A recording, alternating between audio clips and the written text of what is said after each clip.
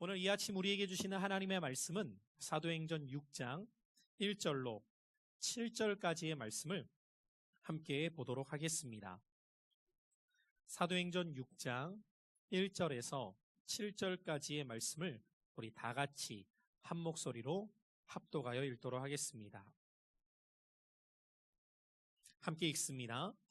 그때에 제자가 더 많아졌는데 헬라파 유대인들이 자기의 과부들이 매일의 구제에 빠짐으로 히브리파 사람을 원망하니 12 사도가 모든 제자를 불러 이르되 우리가 하나님의 말씀을 제쳐놓고 접제를 일삼는 것이 마땅하지 아니하니 형제들아 너희 가운데서 성령과 지혜가 충만하여 칭찬받는 사람 7을 택하라.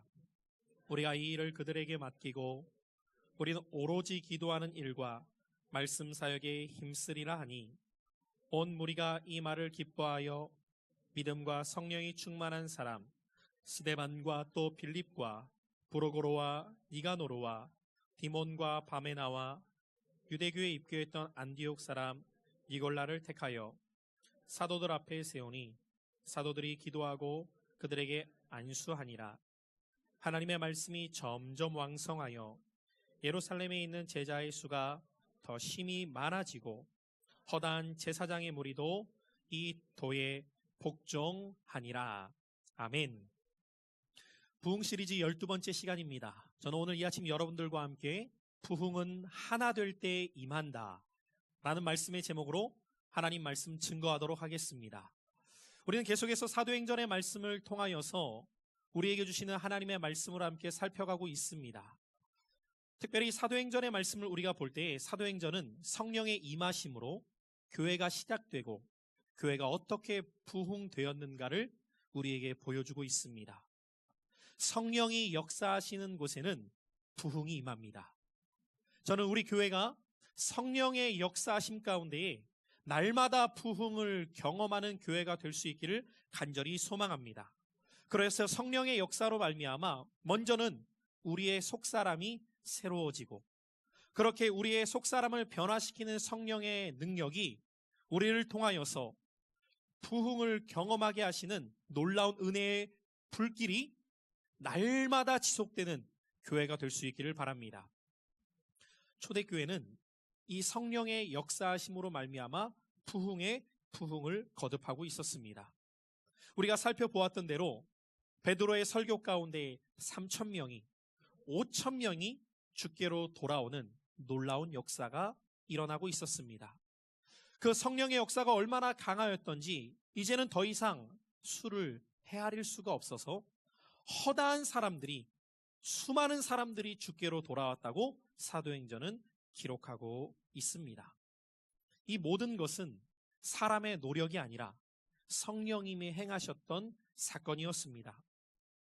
그런데 초대교회에는 이런 놀라운 부흥만 일어났던 것이 아니라 성령의 역사가 있는 곳에는 마귀의 강한 공격도 나타나고 있었음을 우리는 사도행전을 통해 발견하게 되었습니다. 사도행전 4장을 우리가 배울 때 보았던 것처럼 원수 마귀의 공격 가운데 핍박이 일어나게 됩니다. 사도들은 옥에 갇히게 되었고 그 가운데에서 그들은 박해와 핍박을 겪게 됩니다. 또한 사도행전 5장을 보면은 아나니아와 삽비라 부부 가운데에 거룩한 교회 공동체가 그 거룩을 깨뜨리고자 하는 마귀의 역사 속에 사기와 또한 위선, 거짓이 나타나게 되었던 것도 살펴보았습니다. 사랑하는 성도 여러분들, 오늘 우리가 기억해야 될 것은 우리 교회가 성령의 역사 가운데 부흥하려고 할수록 원수 마귀도 공격한다는 사실을 우리는 기억해야 됩니다. 그리고 이 원수 마귀에게 이용당하는 삶이 아니라 성령님께 붙잡혀서 쓰임받는 삶이 되기를 우리는 더욱 힘써야 할 줄로 믿습니다. 이제 오늘 우리가 함께 읽은 사도행전 6장에는 또 다른 사건이 교회 공동체 안에 일어나게 되는 것을 보게 됩니다. 6장 1절의 말씀은 이렇게 시작합니다. 자, 우리 본문 1절의 말씀 함께 읽어봅니다. 시작. 그때에 제자가 더 많아졌는데 헬라파 유대인들이 자기의 과부들이 매일의 구제에 빠짐으로 히브리파 사람을 원망하니. 오늘 1절의 말씀은 이렇게 시작합니다. 그때에. 자, 그러면 여기에서 말하는 그때에라는 표현은 어느 때를 말하고 있는 것일까요? 5장 끝부분을 보면은 박해 속에서도, 고난 속에서도 사도들은 오히려 예수의 이름으로 말미암아 고난당하는 것을 기뻐하며 더 힘써 복음을 전하게 됩니다. 그리고 그렇게 고난 중에서도 기뻐하는 그들을 통해, 복음을 전하는 그들을 통해 교회 공동체는 더 부흥하고 있었습니다. 바로 그때를 말하고 있는 거예요. 고난 중에서도 더 힘써서 복음을 전함으로 더 많은 사람들이 교회 공동체 안으로 들어오던 그때에 오늘 6장의 사건이 일어나게 되었던 겁니다.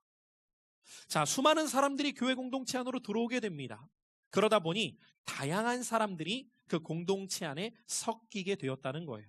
특별히 오늘 이 1절의 말씀을 보면은 그 다양한 사람들 가운데 두 부류의 사람들을 언급하고 있습니다. 한 부류는 헬라파 유대인들, 다른 한 부류는 히브리파 유대인들이었습니다.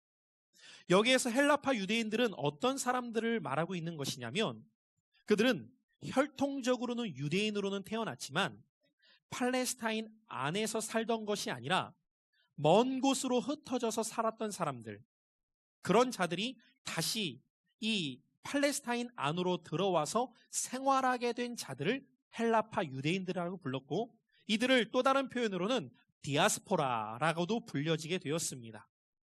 이렇게 흩어져서 살던 사람들은 주로 헬라어를 사용했던 사람들이기 때문에 헬라파 유대인들이라고 불려지게 되었습니다.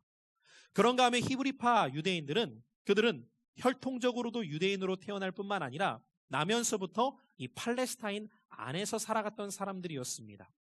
그래서 이들은 주로 아람어를 사용하게 되었는데, 이 아람어는 히브리어와 매우 유사한 언어로서 그들은 이 아람어를 즐겨 사용했던 사람들이었어요. 이렇게 두 부류의 사람들이 교회 공동체 안으로 들어오기 시작했던 것이죠. 그런데 이제 이 많은 사람들이 교회 공동체 안으로 들어와서 생활하다 보니까 그들 안에 한 가지 문제가 발생되어졌던 것입니다. 그 문제가 무엇입니까? 오늘 본문 말씀에 보면은 그들 안에 구제로 인하여서 갈등이 발생하게 되었다고 성경은 말씀하고 있는 거예요. 아무래도 많은 사람들이 교회 공동체 안으로 들어오다 보니까 그들 가운데에는 가난하고 어려운 이웃들이 많았습니다. 특별히 여러분들 성경 말씀에 보면은 그 시대 가운데 가장 소외된 빈민 계층을 표현하는 것이 고아와 과부라는 표현이었습니다. 교회 공동체 안에 과부들이 많았다는 거예요. 어려움을 겪고 있는 사람들이 많았다는 것입니다. 그러다 보니 자연적으로 교회 공동체는 그들을 돕는 일에 힘쓰게 됩니다. 그런데 그들을 열심히 돕다 보니까 그들 안에 어떤 갈등이 벌어지게 되었냐면, 헬라파 과부들이 히브리파 사람들에 비해서 더 대접을 받지 못한다는 여러 가지 일들이 나타나게 되면서 갈등이 일어나게 된 것입니다. 어떤 면에서 이들의 모습은 오늘날 교회 공동체의 모습을 연상하게 하기도 하죠. 교회 공동체 안에도 다양한 사람들이 존재하기 때문이에요. 성별도 다르고요, 연령도 다르고요, 사는 곳도 다르고요, 그러다 보니 자라온 배경과 환경도 다른 많은 사람들이 교회 안에 들어오게 됩니다. 이렇게 각각 다양한 모습의 사람들이 교회 공동체 안으로 들어오게 될 때에 그 많은 사람들이 하나가 된다는 것은 결코 쉬운 일은 아닙니다. 그러나 그럼에도 불구하고 교회는 예수 그리스도를 머리로 해서 우리가 지체가 되어서 그리스도 안에 하나를 경험하는 것이 교회 공동체가 되어야 한다는 것입니다. 그래서 바울 사도는 에베소서 말씀을 통하여서 교회가 어떤 곳인가를 가르쳐 준 후에 그 교회가 어떤 모습이 되어야 하느냐, 4장 1절 이하의 말씀 가운데에 교회가 하나됨의 중요성을 가르쳐 주고 있습니다. 자, 우리 에베소서 4장 1절부터 3절의 말씀을 함께 읽어봅니다. 시작. 그러므로 주 안에서 갇힌 내가 너희를 권하노니 너희가 받은 일에 합당하게 행하여 모든 겸손과 온유로 하고 오래 참음으로 사랑 가운데서 서로 용납하고 평안에 매는 줄로 성령이 하나 되게 하신 것을 힘써 지키라. 아멘. 성령은 하나 되게 하시는 영이십니다. 성령이 역사하는 곳에는 하나가 될 줄로 믿습니다. 반대로 마귀는 분열을 시킵니다. 그래서 어떻게 하든지 간에 교회가 하나 되지 못하게 만들어서 부흥을 경험하지 못하게 하고 하나님의 뜻을 이루지 못하게 만드는 것이 마귀의 공격의 방법이라는 것을 우리는 기억해야 됩니다. 그래서 오늘 바울 사도는 이 말씀을 통하여서 주님의 교회는 성령의 하나 되게 하시는 것을 힘써 지키라고 말합니다. 여러분, 만약에 하나 되는 것이 쉬운 일이라면 힘써 지키라는 말을 할 필요가 없었을 겁니다. 그런데 오늘 바울이 하나됨을 힘써 지키라고 하는 것은 하나 되는 일이 결코 쉬운 일이 아니기 때문이었어요. 예나 지금이나 마찬가지입니다. 많은 사람들이 모여있는 곳에는 그들의 각각의 생각이 다르고 그들의 각각의 표현이 다르고 살아왔던 방식이 다르기 때문에 하나가 되는 것이 쉬운 일이 아닙니다. 그래서 오늘날만이 아니라 초대교회 안에서도 어떠한 문제 앞에서 분열이 일어나고 갈등이 일어났던 것을 우리가 종종 목격하게 됩니다. 그 대표적인 교회 중에 하나가 바로 고린도 교회였습니다. 고린도 교회의 모습을 보면은 그들도 각각 파벌을 이루어서 하나가 되지 못한 채 분열하고 있었던 모습, 그들의 모습을 책망하며 바울은 고린도전서 1장 11절 이하에도 이렇게 말씀하고 있어요. 내 형제들아, 글로의 지편으로 너희에 대한 말이 내게 들리니 곧 너희 가운데 분쟁이 있다는 것이라. 내가 이것을 말하거니와 너희가 각각 이르되 나는 바울에게, 나는 아볼로에게, 나는 게바에게, 나는 그리스도에게 속한 자라 한다는 것이니 그리스도께서 어찌 나뉘었느냐 라고 말합니다. 무슨 말입니까, 여러분들? 오늘 고린도 교회 안에서도 사람들이 점점 많아지게 되니까 파벌이 일어나기 시작했다는 거예요.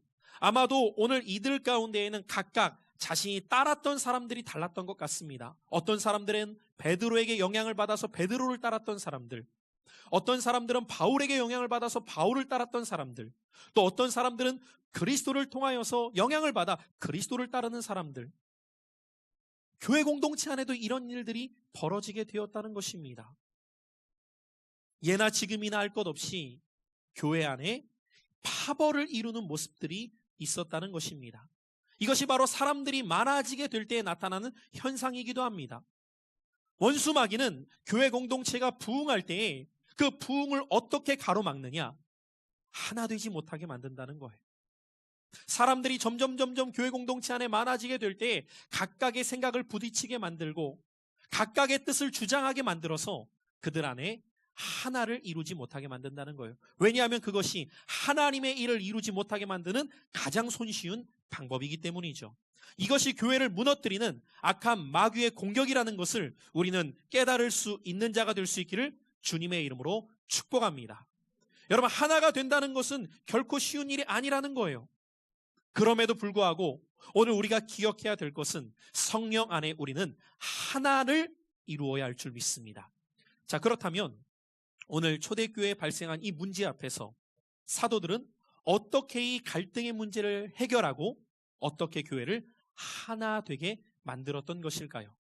저는 오늘 이 말씀을 전하는 이 메시지 앞에 우리 모두가 다 우리 교회 공동체가 어떻게 하나가 될 수 있을까를 깨닫고 성령 안에서 하나 되어 부흥의 파도를 경험하는 우리 교회가 될 수 있기를 주님의 이름으로 축원합니다. 첫째로 오늘 이 아침 우리가 하나됨을 경험하기 위해서 반드시 기억해야 될 것은 같이 한번 따라해 보겠습니다. 본질을 붙잡아야 합니다. 오늘 사도들이 이 갈등의 문제를 어떻게 해결하게 되는가 본문 2절의 말씀을 보겠습니다. 자, 같이 한번 2절을 함께 읽어옵니다. 시작. 12사도가 모든 제자를 불러 이르되 우리가 하나님의 말씀을 제쳐놓고 접대를 일삼는 것이 마땅하지 아니하니. 자, 여러분 보십시오. 지금 이들은 구제의 문제로 인해서 갈등과 분열이 일어나는 것을 보게 되었습니다. 그러면 우리가 보통 생각할 때에는 이 문제를 해결하려면 어떻게 해야 될까요? 왜 이런 문제가 일어나게 되었는가를 살펴보겠죠. 그리고 그들 가운데에서 이 구제의 문제를 우리가 어떻게 감당할 때에 다시는 이런 갈등이 일어나지 않을까 문제를 진단하기 시작할 겁니다. 혹은 어떤 사람이 앞장서서 이런 문제를 일으켰느냐라고 주동자를 색출할 수도 있어요. 그러면서 그를 질타하거나 꾸중하면서 다시는 이런 분쟁의 요소를 만들지 말라고 말할 수도 있을지 모릅니다. 그러나 오늘 사도들은 그렇게 행하고 있지 않았다는 것입니다. 여러분, 문제가 일어날 때 그 문제를 해결할 수 있는 방법, 인간적인 생각으로는 그 문제의 원인을 찾아내어서 원인을 해결하든가, 그 문제를 일으킨 사람을 발견하여서 그 사람을 바꾸던가, 이렇게 행하는 것이 손쉬운 방법일지 모르겠지만 사도들은 그렇게 행하고 있지 않았다는 거예요.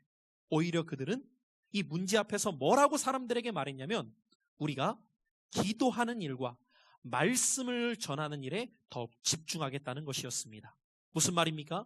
사도들은 본질적인 일을 더 힘쓰기로 결정하였다는 것이에요. 바로 이것이 교회 공동체가 힘써야 될 모습임을 그들은 깨달았기 때문입니다. 사랑하는 성도 여러분들, 오늘 우리는 교회 공동체 안에서 여러 가지 문제가 일어나게 될 때 나타나는 현상에 주목하려고 하는 경향이 있습니다. 그러나 기억해야 될 것은 우리가 아무리 노력하고 그 문제를 해결한다고 해서 교회가 하나 되는 것은 아니라는 사실이에요. 교회가 정말 하나 될 수 있는 방법은 사람의 노력으로 하나 되는 것이 아니라 성령의 역사 가운데 은혜가 충만해지는 순간 교회는 하나를 경험하기 시작한다는 것입니다. 그래서 여러분들, 교회 안에는 은혜가 사라지게 되는 순간 분열이 나타나기 시작해요. 그러나 반대로 교회 안에 은혜가 부어지는 순간 교회는 하나됨을 경험하게 될 줄로 믿습니다. 교회가 하나 될 수 있는 유일한 비결, 같이 한번 따라해 보실까요? 은혜가 충만할 때입니다. 여러분, 저는 이 원리를 저와 여러분들이 깨닫고 붙잡는 자들 될 수 있기를 축복합니다. 교회가 짧은 시간 안에 폭발적으로 부흥하기 시작하였어요.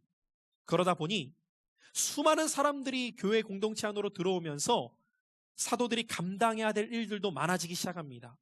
그리고 그 감당되어야 될 일들 가운데에 그들은 아마도 이 구제 사역에 많은 시간을 할애해야 했던 것 같습니다. 여러분, 지금 이들이 구제의 문제로 원망하고 있었어요. 그런데 그들에게 구제의 사역을 누가 행하고 있었습니까? 사도들이 행하고 있었어요. 다른 사람이 아닌 사도들이 이 일을 직접 감당하고 있었는데도 불구하고 원망이 흘러나오는 겁니다. 많은 시간들을 할애하면서 돕고 있었음에도 불구하고 사람들은 만족했던 것이 아니라 오히려 원망하고 불평하고 있었다는 거예요. 사도들은 한편으로는 섭섭했을지도 모릅니다. 그러나 그들은 이 문제 앞에서 하나님 앞에 더 집중해야겠다는 사실을 깨닫게 되었다는 거예요. 이 모든 일이 왜 일어나는가? 은혜가 메말라가니 문제가 보이기 시작했다는 거예요. 여러분, 기억하십니까? 초대교회가 어떤 공동체였는가를? 우리가 사도행전 2장을 통해서도 4장을 통해서도 배워나갈 때 초대교회가 은혜가 충만했을 때에는 그들이 함께 모여서 기도하고 그들이 하나님의 말씀을 붙잡았을 때에는 누가 말하지도 않았는데도 각각 자원하는 심령으로 자기의 재산을 팔아다가 사도들 앞에 가져다 놓았던 것이 초대교회였어요. 오히려 그들이 기도하고 그들이 더욱 말씀을 붙들고 사도의 가르침 앞에 나아갔을 때에는 자신의 것들을 즐거이 내놨던 것이 초대교회였습니다. 그런데 지금 이제는 그들이 어떤 모습이 되어 있냐면 누가 더 받느냐, 누가 덜 받느냐의 문제 때문에 다투고 있었다는 거예요. 여러분, 같은 교회 안에 어떻게 이런 일들이 일어날 수 있을까요? 바로 이것이 교회의 영적 신비이기 때문입니다. 교회는 인간의 노력으로 하나가 될 수 없다는 거예요. 교회는 우리가 무엇인가를 힘써서 행한다고 해서 자연스럽게 모든 것이 흘러가는 곳이 아니라는 거예요. 교회는 시작부터 성령으로 시작되었고 교회의 부흥도 성령님으로 인하여서 부흥되었던 것처럼 교회의 하나됨도 성령이 부어주시는 은혜가 있을 때에 하나 될 수 있다는 것입니다. 여러분, 오늘도 이 아침 우리가 주의 이름으로 사랑합니다를 아무리 불러도 은혜가 없으면 사랑이 안 돼요. 그러나 아무리 원수 같은 사람이 내 곁에 있다 할지라도 예배를 통해서 기도와 말씀을 통해서 하나님의 은혜가 내게 부어지면 그를 향한 내 마음이 변화되기 시작하는 거예요. 여러분, 저는 오늘 이 아침에도 여러분 안에 혹시 하나됨을 경험하지 못하는 모습이 있다면 내가 그 사람과 하나 되기 위해 노력하는 것이 아니라 하나님의 은혜를 사모하시기를 주님의 이름으로 축복합니다. 사람이 모이는 곳에는 나와 너의 생각이 다르기 때문에 절대로 하나 되는 것이 쉽지 않다는 거예요. 여러분, 교회 공동체 안에서도 10사람이 모이면 제일 힘든 것이 뭐 먹을까의 문제예요. 여러분, 그러지 않습니까? 우리 뭐 먹을까? 이 사람 생각이 다르고 저 사람 생각이 달라요. 그거 조율하다가 1시간, 2시간 그냥 가요. 결국 어디로 가죠? 푸드코트 가는 거예요. 그래, 네 좋아하는 거 먹고 나 좋아하는 거 먹자. 10사람만 모여도 뭐 먹을지도 하나가 되지 않는데 어떻게 이 많은 사람들이 하나 될 수 있을까요? 불가능한 거예요. 사도들은 이 원리를 발견하게 됩니다. 그렇지. 우리가 아무리 열심히 구제를 한다 하여도 그 문제가 해결될 수 있을까? 아니야. 이 모든 것은 우리가 본질에서 벗어났기 때문이구나. 더욱 우리가 기도와 말씀에 집중하자. 예수님께서도 그러셨습니다. 요한복음 17장에 보면은 예수님의 대제사장적 기도의 내용이 기록되어져 있어요. 이제 자신의 때가 마치고 아버지께로 가실 때가 이른 줄 아시고 예수님은 마지막으로 아버지 앞에 제자들을 위하여서 기도합니다. 그 기도의 많은 내용들이 17장에 기록되어져 있는데 그 내용 중에 하나가 무엇이냐면 아버지여 제자들이 하나가 되게 하여 주시옵소서. 이렇게 행해라 저렇게 행해라 이렇게 해야 하나 된다 저렇게 해야 하나 된다 방법을 가르쳐 주셨던 것이 아니라 주님께서도 아버지 앞에 기도하셨다는 거예요. 제자들이 하나 될 수 있도록. 여러분, 정말 우리 교회가 하나가 되기를 원하십니까? 그렇다면 우리 모두가 다 기도의 자리로 나아갈 수 있기를 축복합니다. 하나님의 말씀을 붙들 수 있기를 소망합니다. 기도와 말씀으로 본질에 집중할 때 우리는 성령 안에 은혜가 부어짐으로 말미암아 하나됨을 경험하는 교회 될 줄로 믿습니다. 여러분, 물론 교회는 구제도 해야 됩니다. 친교도 해야 됩니다. 그러나 교회의 가장 중요한 본질적인 것은 하나님과의 친밀함을 누려야 돼요. 하나님과의 친밀함을 누리게 될 때에 그 안에서 흘러 들어오는 은혜가 우리가 다른 사람들과의 하나됨으로 열매 맺기 시작한다는 거예요. 그러므로 여러분들, 우리가 다시 한번 이 본질에 우리가 집중할 수 있기를 소망합니다. 하나님의 은혜로 우리 교회도 이곳에 온 지 5개월여 만에 계속해서 귀한 성도님들이 세워지고 교회가 조금씩 부흥을 겪고 있습니다. 경험하고 있습니다. 그러나 여러분들, 이때의 사단은 우리의 부흥을 가로막도록 우리를 분열시키려고 할 거예요. 하나 되지 못하게 만들려고 할 겁니다. 내 생각과 저 사람의 생각이 다르게 부딪히게 만들어서 갈등을 유발시키고 분열시키며 원망과 불평이 나오게 만들 것입니다. 여러분, 이때 우리는 속지 말아야 됩니다. 앞장서서 나와 생각이 맞는 사람들을 끌어모아서 파벌을 만들려고 하는 것이 아니라 더욱 기도의 자리로 나아가야 돼요. 말씀을 붙들어야 돼요. 그럴 때 우리 안에 부어주시는 성령의 놀라운 은혜가 우리를 하나 되게 할 줄로 믿습니다. 그렇게 하나됨을 경험하며 계속해서 부흥을 겪을 수 있는, 경험할 수 있는 우리 교회가 될 수 있기를 주님의 이름으로 축복합니다. 또 한 가지, 오늘 사도들은 이 갈등의 문제를 어떻게 하나되게 풀어갔을까요? 같이 한번 따라해 보실까요? 일꾼을 잘 세워야 합니다. 두 번째 원리는 오늘 그들이 일꾼을 세워나가는 모습을 통해 우리에게 보여주고 있습니다. 자, 본문 3절의 말씀인데 우리 같이 한번 3절을 한 목소리로 읽어보겠습니다. 시작. 형제들아, 너희 가운데서 성령과 지혜가 충만하여 칭찬받는 사람 7을 택하라. 우리가 이 일을 그들에게 맡기고. 사도들은 이 일을 통하여서 초대교회 안에 있었던 성도들 가운데에 7사람을 택하기로 결정하였습니다. 여러분, 우리가 기억해야 될 것이 있습니다. 주님의 교회는 사람을 통하여 세워져 간다는 거예요. 그런데 그 사람을 통해서 주님의 일들이 세워져 가게 될 때에 어떤 일꾼을 세우느냐에 따라서 그 공동체의 모습은 전혀 달라지게 됩니다. 지도자 한 사람을 잘 세우게 되면 그 공동체가 살아나기도 하지만 지도자 한 사람을 잘못 세우게 되면 그 공동체가 무너지기도 하기 때문이에요. 저는 우리 교회에 바른 일꾼들로 잘 세워지는 교회가 될 수 있기를 축복합니다.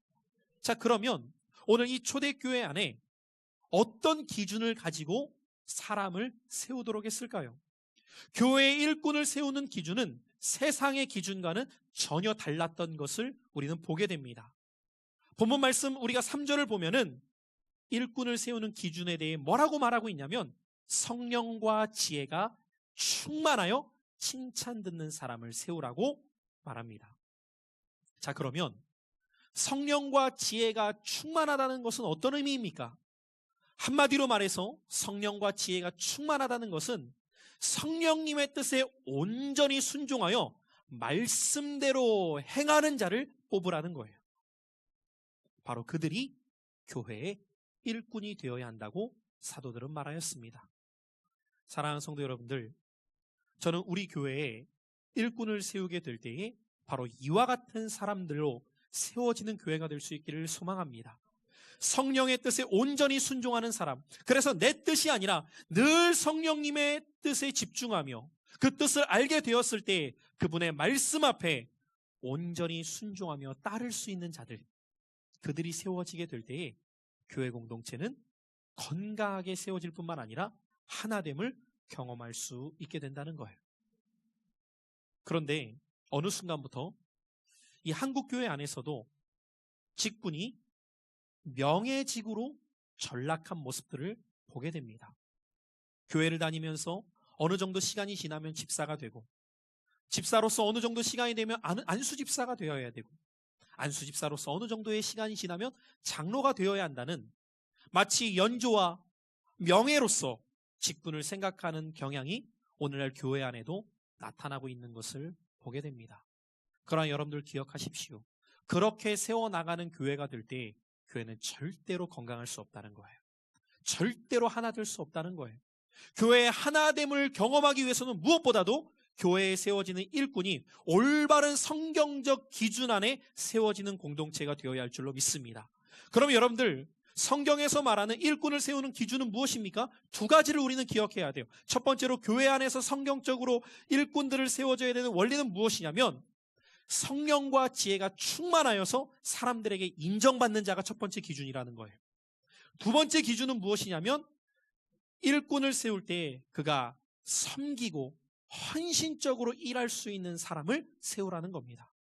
이 두 가지 원리가 바로 성경적 일꾼을 세우는 기준임을 우리는 기억해야 돼요. 자, 여러분 보십시오. 오늘 말씀해 보니까 7 집사를 뽑으라고 말합니다. 그런데 지금 초대교회에 사람이 몇 사람이었죠? 3,000명, 5,000명, 수많은 사람들이 들어왔으니 대충 짐작해 봐도 10,000명이 넘는 사람이에요.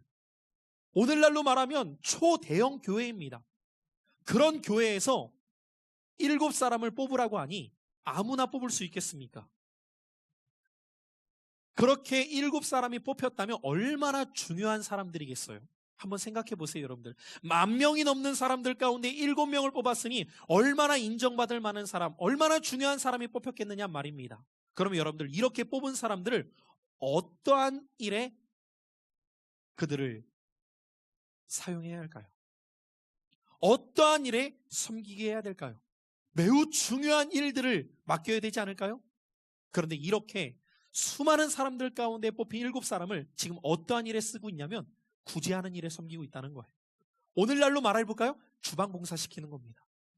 여러분, 이게 상상이 되십니까? 10,000명이 넘는 사람들 가운데 7명을 뽑았으면 정말 중요한 일들을 그들 가운데 담당시키고 맡겨야 될 것 같은데 그렇게 뽑은 사람들을 주방에서 밥 퍼서 나누어 주는 일들로 섬기게 하고 있었다는 것입니다.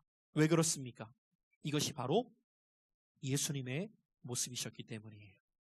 여러분, 교회의 일꾼은 명예로서 높아지는 것이 아니라 다른 이들을 섬기기 위해 더욱 헌신하는 일에 나아가도록 하기 위해 세우는 거예요. 예수님은 말씀하셨습니다. 마가복음 10장 45절이에요. 우리 함께 이 말씀도 읽어보도록 합니다. 시작. 인자가 온 것은 섬김을 받으려 함이 아니라 도리어 섬기려 하고 자기 목숨을 많은 사람의 대속물로 주려 함이니라. 여러분, 신앙생활의 궁극적인 목적은 무엇입니까? 예수님 닮아가는 겁니다. 그가 아무리 오랫동안 신앙생활했어도 그에게 예수님을 닮아가는 모습을 발견할 수 없다면 그는 올바르게 신앙생활하는 것이 아니에요. 그러나 그가 신앙생활한 모습이 길지 않더라도 그에게 예수님을 닮은 모습을 발견할 수 있다면 그는 바른 신앙생활을 하고 있는 것입니다. 저는 우리 교회의 모든 성도님들이 예수님을 닮아가는 신앙생활이 될 수 있기를 원합니다. 아니, 이 설교를 하고 있는 저 자신부터가 다시 한번 결단하는 것은, 주님, 내가 타이틀로서 신앙생활하는 자가 아니라 삶의 열매가 예수님을 닮아가는 자가 되게 하여 주옵소서. 그럴 때에 교회는 하나 되기 시작하는 거예요. 예수님은 요한복음 13장 말씀에 보면 마지막으로 제자들과 함께 만찬을 하실 때에 제자들의 발을 닦아주세요. 그러면서 제자들의 발을 닦으시면서 뭐라고 말씀하셨냐면, 내가 너희에게 본을 보인 것 같이 너희도 이와 같이 행하라. 말로 행하지 않으셨다는 거예요. 자신이 먼저 본을 보이셔요. 섬기십니다. 그러면서 너희들도 이렇게 행하라는 거예요. 그때의 제자들은 예수님이 행하셨던 모습을 통해 하나가 되었어요. 그렇게 배운 제자들이 나아가서 다른 이들을 섬기게 되었을 때 교회 공동체는 하나가 되어갈 수 있었다는 거예요. 사랑하는 성도 여러분들, 우리 교회도 하나님의 놀라운 은혜 가운데 갈수록 부흥될 것입니다. 그 말은 그 부흥 가운데에 교회를 섬겨나갈 일꾼들이 자꾸만 세워져야 한다는 거예요. 저는 우리 교회가 일꾼이 잘 세워지는 교회가 될 수 있기를 소망합니다. 일꾼이 잘 세워져야 된다는 것은 어떤 의미죠?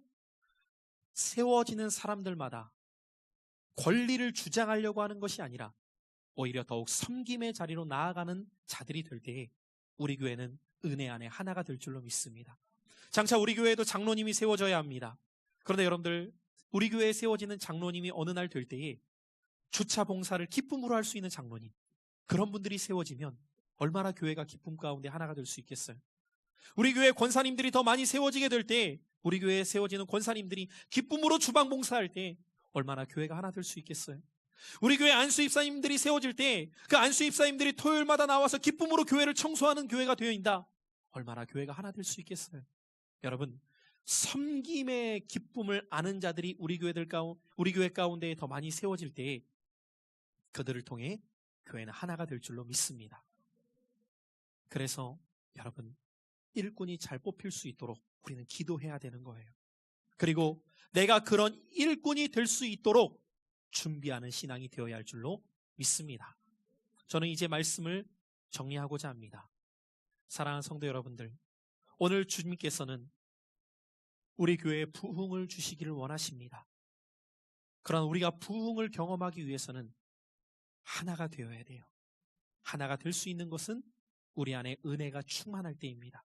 본질에 집중함으로 기도와 말씀에 더욱 힘쓰는 우리 교회가 될 수 있기를 소망합니다.